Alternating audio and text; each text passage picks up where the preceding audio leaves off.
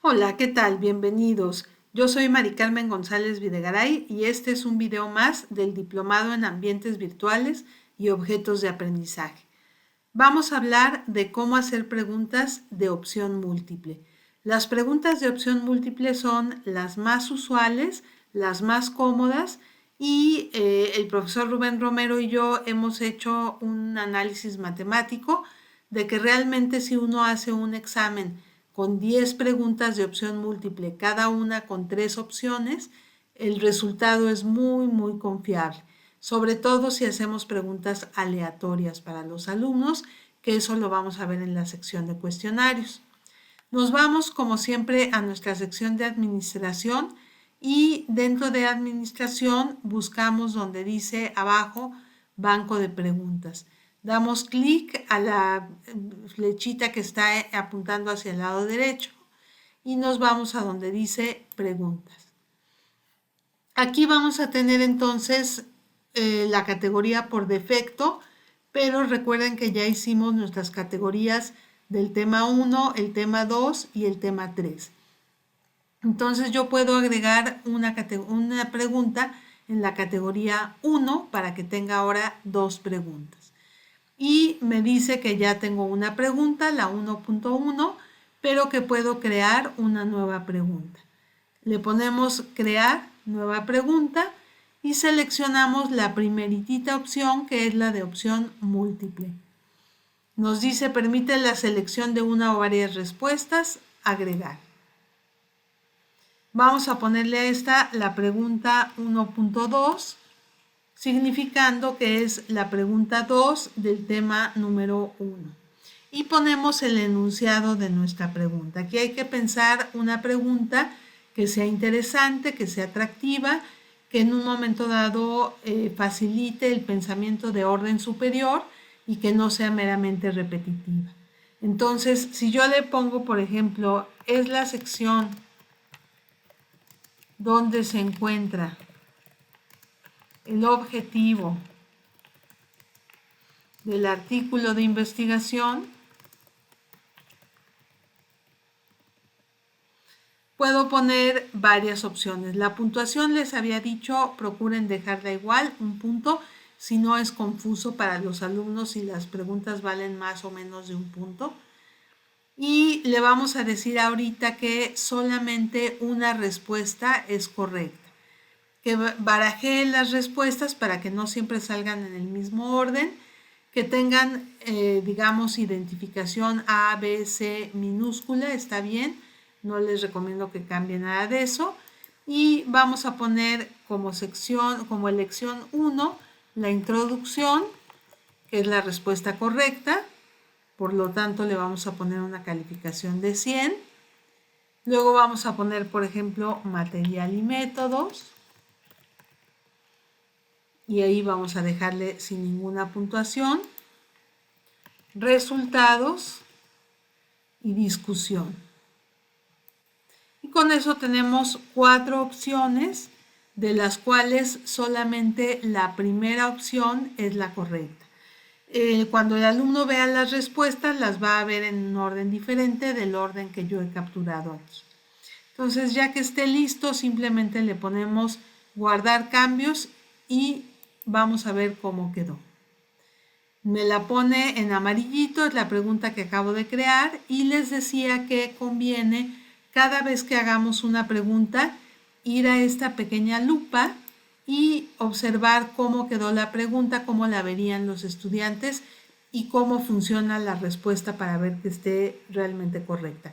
Nada hay tan terrible como hacer un cuestionario con preguntas y respuestas equivocadas y luego tener que corregir sobre la marcha. Pierde uno totalmente la credibilidad ante los alumnos. Por lo tanto, hay que ser muy cuidadoso con esto. Entonces, mi respuesta correcta era introducción, la coloco, le pongo enviar y terminar, me dice que está correcta. Le pongo comenzar de nuevo y pongo, por ejemplo, resultados y me debe decir que es incorrecta, efectivamente. Muy bien, bueno, vamos a hacer una nueva pregunta de opción múltiple, pero con la característica de que tenga varias respuestas correctas. Digamos que la respuesta correcta global se tenga que dar al contestar varias respuestas en plural, no una en singular. Entonces, esta sería nuestra pregunta 1.3, es la tercera pregunta del tema 1. Y yo le puedo poner, por ejemplo, de las siguientes secciones, cuáles son indispensables en un artículo de investigación.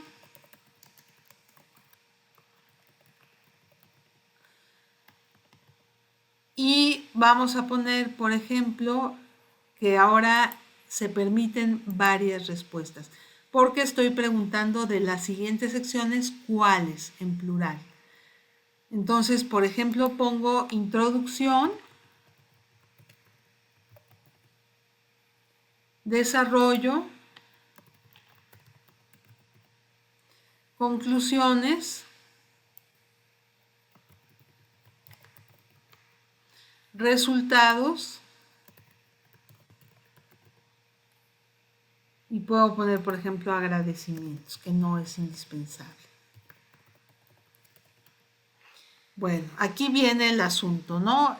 Si nosotros tenemos este tipo de preguntas, tenemos que pensar bien cómo va a ser la calificación. Porque si yo le pongo, por ejemplo, que con introducción está correcta la pregunta, pues ya con esa estaría correcta toda. Y todavía falta que seleccionen, por ejemplo, la parte de resultados y ya. Entonces le voy a poner, por ejemplo, que esta tenga 50% y resultados tenga 50%, que es la otra respuesta correcta. ¿Cuál es el problema? Si yo lo dejo así, 50% de resultados y 50% de introducción, si yo lo dejo de esta manera, cuando el alumno conteste todas, va a sacar 100, porque todas, unas tienen 0, otra tiene 50, otra tiene 50, y no es lo que yo quiero. Entonces yo tendría que meter resultados negativos para las preguntas donde la respuesta está equivocada. Por ejemplo, tengo desarrollo, conclusiones y agradecimientos que deben ser negativas si el alumno las selecciona. Entonces, por ejemplo, a desarrollo le tendría que poner un 33%, a conclusiones le tendría que poner un 33%, y agradecimientos le tendría que poner un menos 33%. Menos 30, son negativos, menos 33%, menos 33%, porque están mal.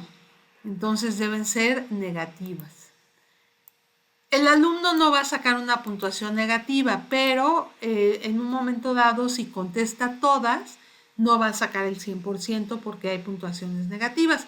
Ahora lo veremos funcionar. Entonces vamos a ponerle guardar y vamos a observar esta pregunta. Entonces nos vamos a la lupa para ver cómo quedó la pregunta. Y si ustedes son cuidadosos, van a observar que en lugar de círculos, ahora tenemos unos pequeños cuadrados. ¿Qué significan esos pequeños cuadrados? Que podemos seleccionar varias. De hecho, aquí nos dice seleccione una o más de una. La pregunta dice de las siguientes secciones cuáles son indispensables en un artículo de investigación. La respuesta correcta sería introducción, resultados y ya. Entonces le pongo enviar todo y terminar y me dice que esa es la respuesta correcta. ¿Qué va a pasar si un alumno contesta todas? Como le pusimos puntuaciones negativas, vamos a ver qué sucede. Me dice, la respuesta es incorrecta y me está dando una puntuación de 0. No negativa, pero sí me cancela las positivas con las negativas. ¿Por qué? Porque, bueno, las negativas significan que el alumno no supo contestar.